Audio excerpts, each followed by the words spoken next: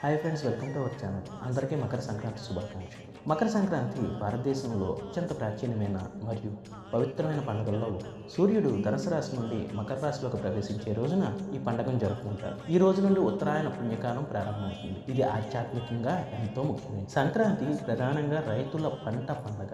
ఖరీఫ్ పంటలు కోసిన తర్వాత ప్రకృతి దేవతలకు, సూర్య భగవానుడికి కృతజ్ఞతగా ఈ పండుగను జరుపుకుంటారు. భూమి, వర్షం, సూర్యుడు ఈ మూడు కలిసి మనకు ఆహారం అందిస్తున్నాయని ఈ పండుగ గుర్తు చేస్తుంది.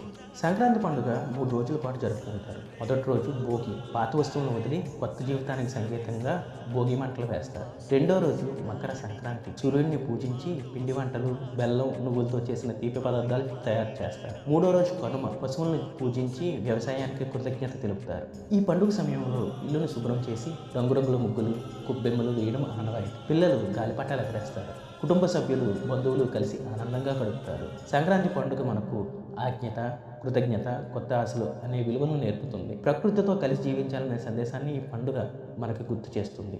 సంక్రాంతి అంటే సూర్యుని ఆదరణ, రైతుల గౌరవం, కుటుంబం ఆనందం. అందరికీ మరోసారి సంక్రాంతి